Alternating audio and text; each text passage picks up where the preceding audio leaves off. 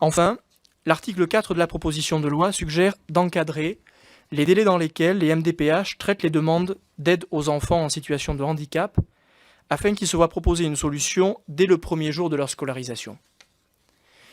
Je vais vous proposer un amendement visant à préciser les modalités de computation des délais de traitement de ces demandes, de façon à ce que les demandes déposées à MDPH et que les MDPH elles-mêmes délivrent dans un délai maximal de 15 jours, à compter de la date de dépôt de la demande d'aide, un récépissé notifiant la complétude ou l'incomplétude du dossier. Dans l'hypothèse où des pièces manqueraient au dossier, et une fois qu'elles auront été fournies, les MDPH devront délivrer immédiatement un récépissé notifiant la complétude du dossier, et elles traiteront la demande d'aide dans un délai maximal de 2 mois à compter de la délivrance de ce récépissé. 2 mois au lieu de 4 aujourd'hui. Le rapport vous précise combien ce sujet est une triste réalité. Et si la question des moyens alloués au MDPH devra être posée, l'idée même de réduire l'accès à un droit fondamental en raison d'un manque de moyens n'est pas acceptable un seul instant.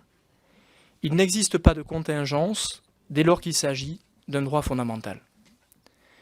Voilà, mes chers collègues, en quelques mots, l'esprit de cette proposition de loi. Nous pouvons préférer que rien ne change. Nous pouvons nous satisfaire de l'existant. Nous pourrions continuer à expérimenter, à évaluer, à produire des rapports qui, au final, disent tous les mêmes choses et pointent tous les mêmes problèmes. Nous pourrions aussi abandonner aux circulaires et aux décrets le soin illusoire de faire avancer les choses. Ou alors nous pouvons pleinement jouer notre rôle de député. Agir pour faire bouger les lignes. Abandonner les postures politiques pour construire collectivement des réponses à ceux qui lancent des appels à la République inclusive.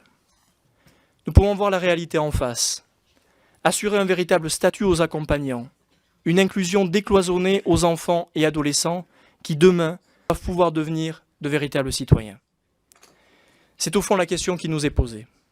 Les postures, la timidité, le renvoi à après-demain ou l'action nécessaire, audacieuse, qui revient aux législateurs que nous sommes. Le choix me paraît évident. Je vous remercie.